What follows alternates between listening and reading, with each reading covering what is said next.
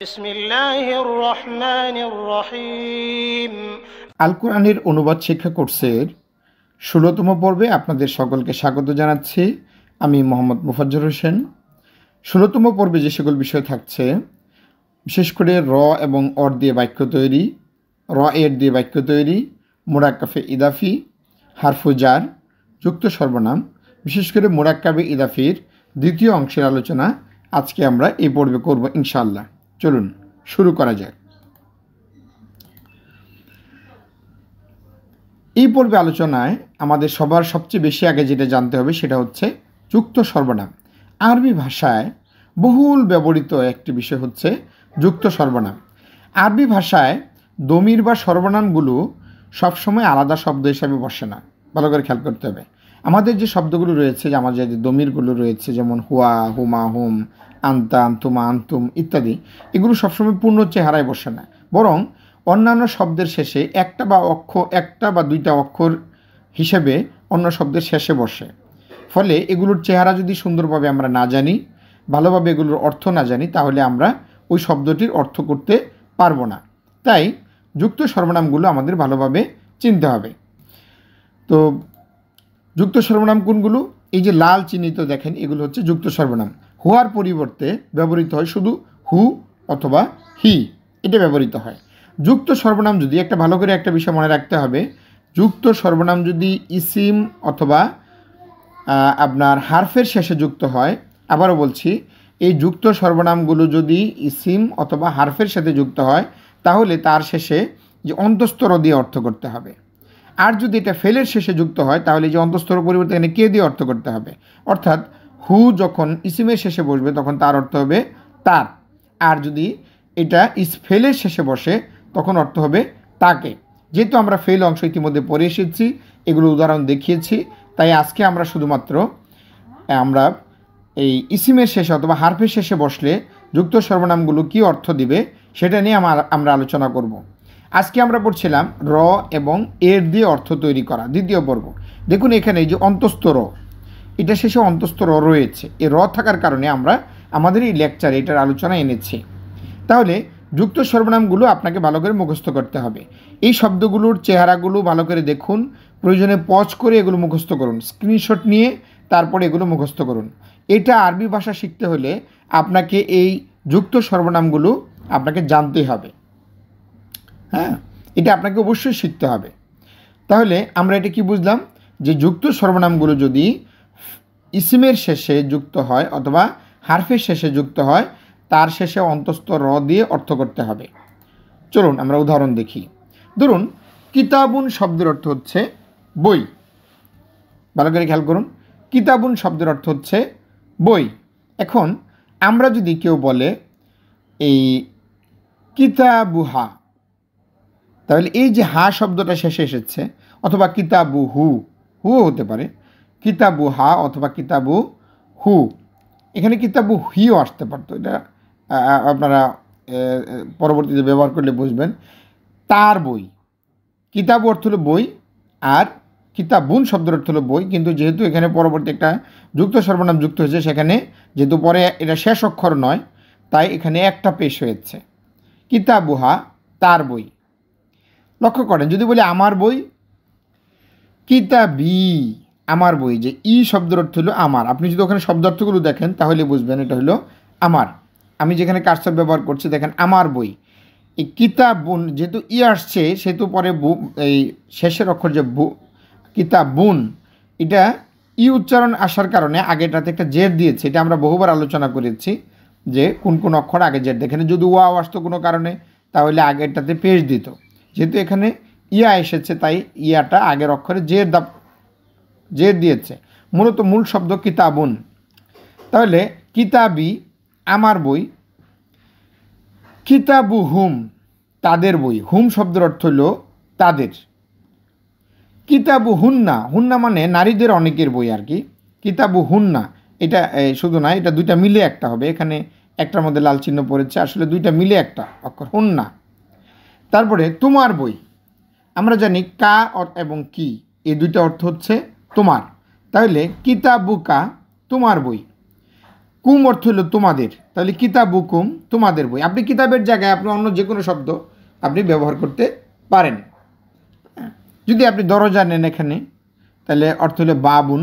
যদি বলেন বাবুহা তার দরজা, যদি বলেন বাবু কা তাহলে হলো তোমার দরজা। যদি বলি বাবি আমার দরজা, বাবু না আমাদের দরজা, না অর্থ হলো আমাদের। আমি আগেই বলছি যে আপনাদের এইগুলো আগে ভালো করে চিনে রাখতে হবে, এগুলোর অর্থগুলো একটু ভালো করে দেখে নিতে হবে। দেখেন সুন্দর করে আমি এগুলো দিয়েছি, অর্থগুলো লিখে দিয়েছি। আপনারা এগুলো নিয়ে যে কোনো ইসিমের শেষে বসলেই শুধু এই তার তাদের অন্তঃস্থলে দিয়ে অর্থ করবেন, ঠিক যেমনটি আমি এখানে দেখিয়েছি। প্রত্যেকটার মধ্যে দেখেন এই যে প্রত্যেকটার এই যে যখন এই যে হার শব্দের অর্থ করেছি তার শেষে অন্তঃস্থলে ব্যবহার করেছি। তার তাদের, তোমার তোমাদের, তার তাদের, তোমাদের দুজনের, আমার আমাদের, প্রত্যেকটা ক্ষেত্রে আমি অন্তঃস্থলে দিয়ে অর্থ করেছি। আশা করি আপনারা বুঝতে পেরেছেন যে যুক্ত সর্বনামগুলো এই যে যেগুলো যুক্ত সর্বনাম দেখেন অন্য একটা ইসিমের শেষে আলাদা একটা অক্ষর হিসাবে ব্যবহার হয়েছে। আমি এখানে লাল রং দিয়ে রাখলেও আপনি তো আল কোরআনের এগুলোর জন্য আলাদা করে লাল রং দেওয়া পাবেন না। এই জন্য আপনাকে এটার চেহারাটা মনে রাখতে হবে। শেষে যদি এই চিহ্নগুলো আসে তাহলে বুঝতে হবে যে এগুলো একটা প্রনাউন, দমির, এগুলোর আলাদা অর্থ আছে এবং ইসিমের শেষে বসার কারণে এগুলো শেষে অবশ্যই অন্তঃস্থল দিয়ে অর্থ করতে হবে। আমার, তোমার, তোমাদের, তোমাদেরকে, এগুলো দিয়ে অর্থ করতে হবে। এবার আসবো হারফু জার। যে সমস্ত হরফগুলো কোনো ইসিমের আগে বসলে ওই ইসিমের শেষ অক্ষরে জের দিতে হয় সেটাকে বলা হয় হারফু জাররিন অথবা সংক্ষেপে হারফু জার বা র এর অর্থ প্রদানকারী হরফ। ভালো করে বসেন। আরবি ভাষায় এরকম মোট 17টা হরফ আছে আল কোরআনে ব্যবহার করা হয়েছে। সবগুলো ব্যবহার করেন আল কোরআনে, প্রায় 12টার মতো আল কোরআনে ব্যবহার করা হয়েছে। আরবি ভাষায় মোট 17টি অক্ষর আছে যে অক্ষরগুলো কোনো ইসিমের আগে বসলে ওই ইসিমের শেষে একটি জের দিতে হবে। এটা আপনাকে 100% মনে রাখতে হবে। আপনি এছাড়া অর্থও করতে পারবেন না, আপনাকে শুধু অক্ষরগুলো চিনতে হবে। আরবি ভাষায় মোট 17টি হরফ আছে যেগুলো কোনো ইসিমের আগে বসলে ওই ইসিমের শেষ অক্ষরে জের দিতে হয় এবং বাংলা অর্থের পরে র অথবা এর দিয়ে পড়তে হয়। আল কোরআনে প্রায় 12টি জের প্রদানকারী হরফ ব্যবহার করা হয়েছে। জের প্রদানকারী হরফগুলো কখনো যুক্ত সর্বনামের সাথে যুক্ত হতে পারে। এই যে জের প্রদানকারী হরফগুলো কখনো এগুলো ইসিমের আগে বসে, কখনো যুক্ত সর্বনামের আগেও বসতে পারে, কখনো ইসিমের সাথে যুক্ত হতে পারে, আবার কখনো এগুলো ফেলের সাথেও যুক্ত হতে পারে। ভালো করে খেয়াল করতে হবে। জের প্রদানকারী অক্ষরগুলো কিন্তু ইসিমের সাথে, হারফের সাথে অথবা ইসিমের সাথে, যুক্ত সর্বনামের সাথে অথবা ফেলের সাথে যুক্ত হতে পারে। জের প্রদানকারী হরফগুলো যদি কখনো যুক্ত সর্বনামের সাথে যুক্ত হয় তাহলে অর্থ করার সময় হারফ এবং যুক্ত সর্বনাম উভয়ই নিজ নিজ অর্থ স্বাধীনভাবে প্রকাশ করবে। বলা হচ্ছে যে জের প্রদানকারী হরফগুলো যদি কখনো যুক্ত সর্বনামের সাথে বসে তাহলে প্রত্যেকে আলাদা আলাদা অর্থ প্রকাশ করবে, নিজে নিজের অর্থ প্রকাশ করবে। আর যদি ইসিমের সাথে বসে তাহলে শেষে জের দিতে হবে এবং আপনি রয়ের অর্থ দিয়ে অর্থ করবেন। আমরা উদাহরণ দেখি, চলুন। বি, আগে শব্দার্থগুলো দেখতে হবে। 17টার মধ্যে আমি দেখেছি বি। বি শব্দটার অর্থ হলো দ্বারা, সাথে, সাহায্যে, নিকটে। একটা উদাহরণ দিই আমি। বিসমিল্লা, বিসমি ইসিম শব্দের অর্থ হলো নাম, আর বিটা আগে বসালাম বিসমি নামের সাথে। বিসমিল্লা আল্লাহর নামের সাথে বা আল্লাহর নামের সাহায্যে বা আল্লাহর নামের দ্বারা, এর অর্থ হচ্ছে দ্বারা, সাথে, সাহায্যে। বি দ্বারা কখনো কখনো নিকটে অর্থ প্রকাশ করে। এটা বাক্যের প্যাটার্ন বুঝলে আপনি বুঝবেন কখন নিকটে। সাধারণত দ্বারা, সাহায্যে, সাথে এগুলো একই রকম অর্থ প্রকাশ করা হয়। কলম দ্বারা, কলমের সাথে, কলমের সাহায্যে একই অর্থ প্রকাশ করা হয়। আলাদা আলাদাভাবে বাংলা অনুবাদ থাকলে যেন আপনারা ধরতে পারেন সেই জন্য দেওয়া হয়েছে। তাহলে বি ইসমি, কেন ইসমি বলছি আমি, বি ইসমুন কেন বলি নাই বা বি ইসমু কেন বলি নাই? কারণ হলো বি আগে বসলে তার শেষে অবশ্যই জের, ওই অক্ষরের শেষে অবশ্যই জের হবে। এই জন্য বিসমিল্লা আমরা বলি, বিসমি বলি। বি মানে হলো দ্বারা বা সাথে বা সাহায্যে। বি ইসিম শব্দের অর্থ হলো নাম, তাহলে বি ইসমি নামের দ্বারা বা নামের সাহায্যে।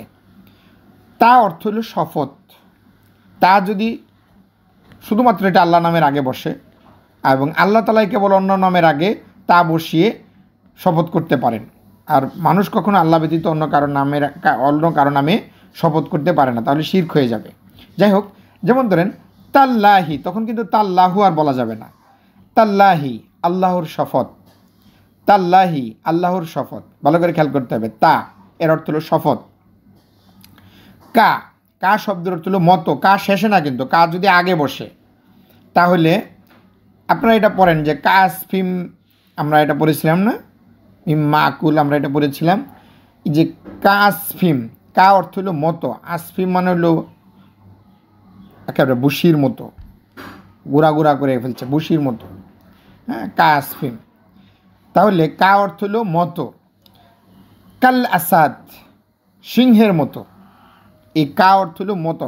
এখানে কাল আসাদ আমি পড়লেও শেষে কিন্তু একটা জে দিতে হবে, কাল আসাদি সিংহের মতো, এই কা অর্থ হলো মতো, মনে রাখতে হবে।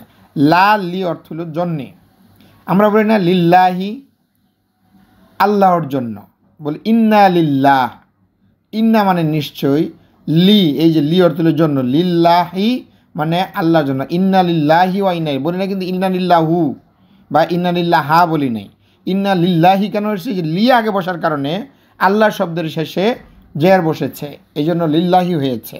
ইন্না লিল্লাহি ওয়া ইন্না ইলাইহি রাজিউন, তাহলে লি অর্থ হলো জন্য, এটা আমরা বুঝতে পারলাম। লা অর্থ জন্য। ওয়া শব্দ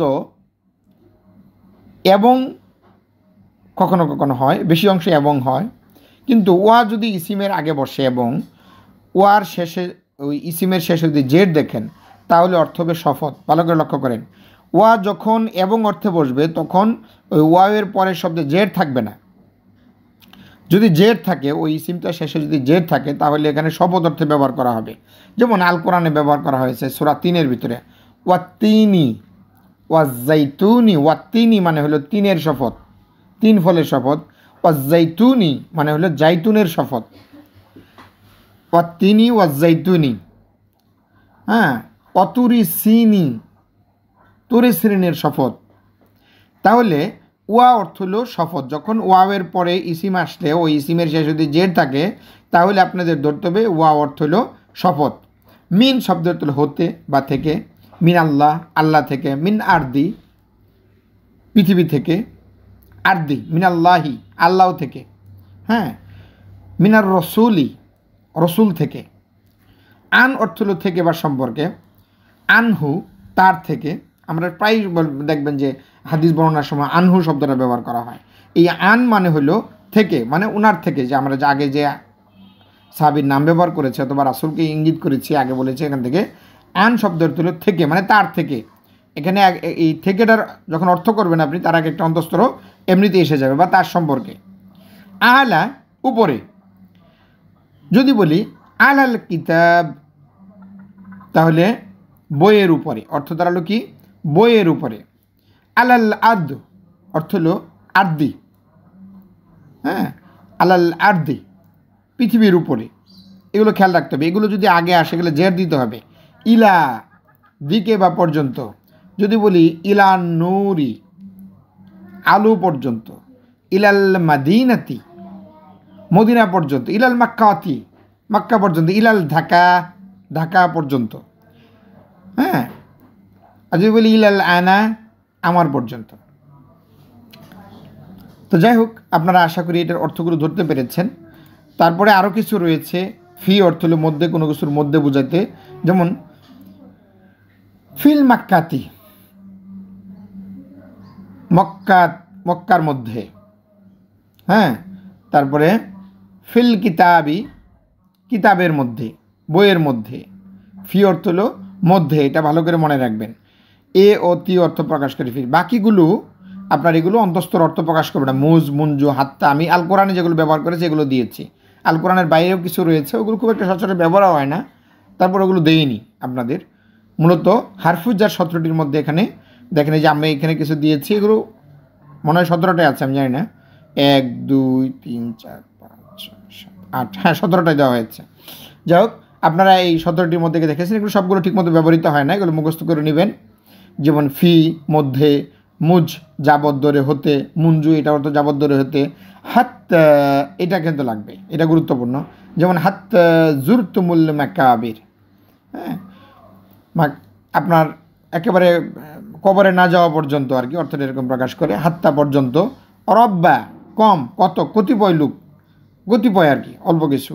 রব্বা, রব আর রব্বার মধ্যে কিন্তু অনেক পার্থক্য আছে, এটা ভালো করে খেয়াল করতে হবে। তারপরে খয়লা ব্যতীত, হাসা ব্যতীত, আয়দা ব্যতীত, এগুলো আমরা দেখলাম।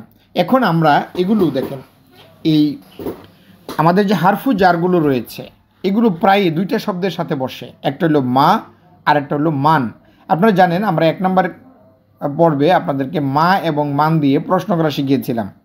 ইসিমের আগে শুধু মা এবং মান বসিয়ে দিলেই একটা প্রশ্ন হয়ে যায় যে মা কিতাবি, মা কিতাবু, কিতাব কি, তারপরে মান হওয়া, সে কে, ইত্যাদি ইত্যাদি শিখিয়েছিলাম। আজকে আমরা দেখব মা এবং মানের সাথে যদি এই হারফু জার বসে তাহলে কী ধরনের অর্থ প্রকাশ করে, এটা একটু জেনে রাখতে হবে। যেহেতু আমরা আরবি ভাষা শিখছি, সুতরাং এই বিষয়গুলো আমাদেরকে অবশ্যই জেনে রাখতে হবে। ধরেন আমরা এখানে একটা শব্দ বসিয়েছি মা, আমরা প্রথমে এই শব্দটা বলবো, তারপরে এই শব্দটা বলবে। যেমন বি মা, বি অর্থ হলো দ্বারা অথবা সাথে, মাধ্যমে, এরকম অর্থ। তাহলে বিমা অর্থ হবে কিসের দ্বারা বা কি মাধ্যমে, বিমা। ফি অর্থ হলো মধ্যে, ফিমা কিসের মধ্যে, তাহলে মা অর্থ তো অনেকটা কিসের এরকম দাঁড়াচ্ছে।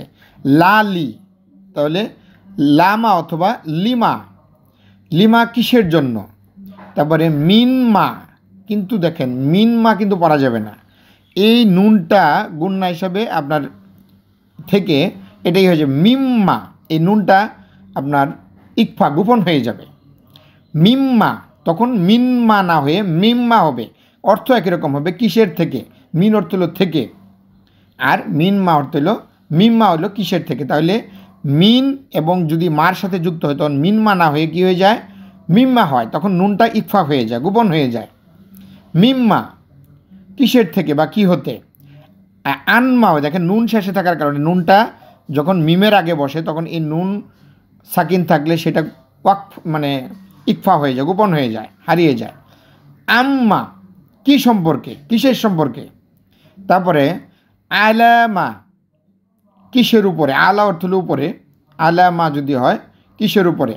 ইলামা কিসের দিকে। আমরা এগুলো আশা করি ধরতে পেরেছি মায়ের সাথে যুক্ত হলে। এবার দেখি আমরা মানের সাথে যুক্ত হলে কী হয়।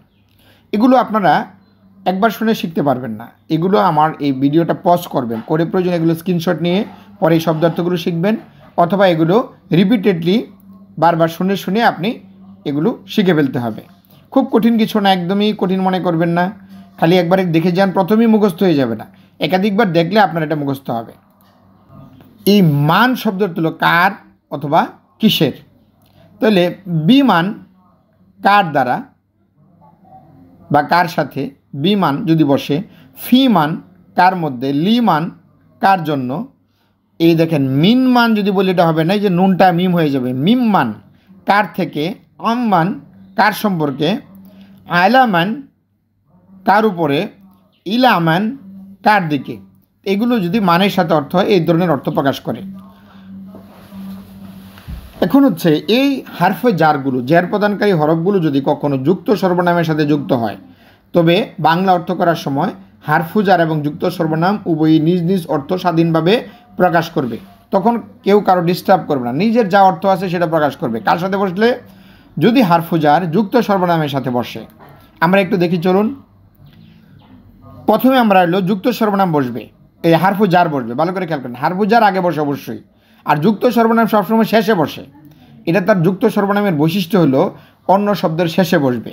এখন আমি যদি দেখেন বি আর একটা হলো হি, বি অর্থ হলো সাথে আর হি অর্থ হলো তার, তাহলে বিহি তার সাথে। এটা এখানে আলোচনায় আনার মূল কারণ হচ্ছে এই যে অন্তস্তর, প্রত্যেকটার আগে অন্তস্থ রয়েছে, বিহি তার সাথে। তাহলে বি সাথে, এটা অর্থ আলাদা প্রকাশ পাইল, আবার হি তার অর্থ আলাদা প্রকাশ করলো। বি হা, হা অর্থ হলো স্ত্রী, স্ত্রী তার আর কি, একজন পুরুষ তার বোঝাতে হু বা হি বসবো, কিন্তু যদি হা বসে একটা হা জবর দিয়ে একটা খালি আলিফ থাকে তাহলে ওটা হলো স্ত্রী অর্থ, স্ত্রী তার। তাহলে বিহা তার সাথে, এটা একটা স্ত্রী বোঝানো হবে আর কি, একজন মহিলার সাথে এটা। তারপরে লাহুমা অথবা লাহিমা যেটাই বলেন আপনার, লাহুমা তাদের দুজনের জন্য, লা অর্থ হলো জন্য, লাহুম তাদের জন্য, লাহুন্না তাদের জন্য, স্ত্রী বুঝাইতে গেলে লাহুন্না হবে। তারপরে বিকা, বি অর্থ হলো কি, এটা বি না, এটা লি আমরা দিই এখানে, বিকা হইলে তার সাথে হবে, আর তোমার সাথে। আর এখানে যদি বলি লিকা তাহলে, অথবা লাকা যদি বলি তাহলে তোমার জন্য। লা লি অর্থ হলো জন্য, এখানে যদি লা বসাই, লাকা তোমার জন্য, আর লাকি তোমার জন্য, এটা একটা স্ত্রী হবে। তারপরে বিকুমা, বিকুমা মানে হলো তোমাদের দুজন স্ত্রীর জন্য আর কি বিকুমা। এটা এটা পুরুষ নারী উভয়ই আসে, কুমা পুরুষও হয়, স্ত্রী হতে পারে। লাকুম তোমাদের জন্য, লাকুম দিনুকুম বলি না আমরা, আলাদা আলাদা অর্থ প্রকাশ করছে। এগুলো হলো সব যুক্ত সর্বনাম। যুক্ত সর্বনাম সবসময় শেষে বসে, অন্য অক্ষরের সাথে মিশে বসে। দেখেন এই যে অন্যগুলোর সাথে মিশে বসেছে। এখানে বিহি বললেও দেখে মনে হচ্ছে একটা শব্দ, তাই না? আসলে এখানে একটা শব্দ না, বি আলাদা একটা অক্ষর শব্দ, হি আলাদা একটা শব্দ। লা হুমা দেখলে মনে হচ্ছে একটা শব্দ, আসলে না, এখানে লা একটা শব্দ, হুমা আর একটা শব্দ। তাহলে এই চেহারাগুলো আমাদের আলাদা আলাদা করার মতো জ্ঞান থাকতে হবে। যদি আমরা এগুলো আলাদা চেহারা না চিনি, একসাথে মিশে গেলে আমরা তখন মনে করবো এটা মনে হয় একটা শব্দ, একটা কালিমা, তখন আমরা এটার আর অর্থ করতে পারবো না। সুতরাং এগুলোর অর্থ এবং আমার এখানে যে উদাহরণ দেওয়া আছে, উচ্চারণও দেওয়া আছে, আপনারা এগুলো কষ্ট করে একটু শিখে নেবেন। আমি অনেকগুলো একটু বলে দিলাম, আপনারা শিখে নেবেন। মনে রাখতে হবে, যুক্ত সর্বনাম যদি হারফু জারের পরে যুক্ত হয় তাহলে প্রত্যেকে আলাদা আলাদা অর্থ প্রকাশ করবে। এবার চলুন অন্যটার দিকে যাই। হারফু জার যদি ইসিমের আগে বসে, ইতিমধ্যে আপনাদের উদাহরণ দেখিয়েছি, হারফু জার ইসিমের আগে বসলে ওই ইসিমের শেষে একটা জের দিতে হয়, এবং বাংলা অর্থ করার সময় ওই ইসিমের বাংলা অর্থের শেষে অন্তঃস্থ বা এর যুক্ত করে পড়তে হয়। তারপরে কিছু উদাহরণ দেই, যেমন বি অর্থ হল দ্বারা, সাথে, সাহায্যে। ইসিম শব্দের অর্থ হল নাম। বি ইসমি, দেখেন শেষে জের দিয়েছি, যেহেতু এটা এই ইসিম নিজেও একটা ইসিম, কাজেই তার শেষে অবশ্যই জের হবে। এই বি থাকার কারণে এখানে জের হয়েছে, আর জের থাকার কারণে এর অর্থ হবে অন্তঃস্থরদি। আমি আগেই বলেছি আরবি ভাষায় জেরের অর্থ হচ্ছে অন্তঃস্থরদি, আপনারা এটা ভালো করে খেয়াল রাখবেন। বি ইসমি নামের দ্বারা অথবা নামের সাহায্যে। তাল্লাহি আল্লাহর শপথ, তা অর্থ হলো শপথ, কা অর্থ হলো মতো, কাল আসাদি সিংহের মতো। তারপরে লা কিতাবি বইয়ের জন্য, দেখেন লা কিতাবি অথবা লি কিতাবি দুইটাই হতে পারে। এই লা লি অর্থ হলো জন্য। যদি এখানে আবার লা আলিফ থাকতো সেটা না অর্থ প্রকাশ করতো, সেটা অন্য বিষয়। সরি। ওয়াল্লাহি আল্লাহর শপথ, ওয়াইয়ের পরের ইসিমে যদি জের থাকে তাহলে এটা শপথ অর্থ ব্যবহার করা হবে, আর যদি জের না থাকে, পেশ থাকে, তাহলে অর্থ হবে ওয়াইয়ের অর্থ হবে এবং। ভালো করে খেয়াল করেন, ওয়াওয়ের পরের ইসিমের শেষে যদি জের থাকে তাহলে অবশ্যই অর্থ হবে শপথ দিয়ে, আর যদি এখানে জের না থাকতো, পেশ থাকতো, তাহলে ওয়াওয়ের অর্থ হতো এবং। মিন কিতাবি বই থেকে, আন কিতাবি এটা বই সম্পর্কে বা বই থেকে, এটা হতে পারে।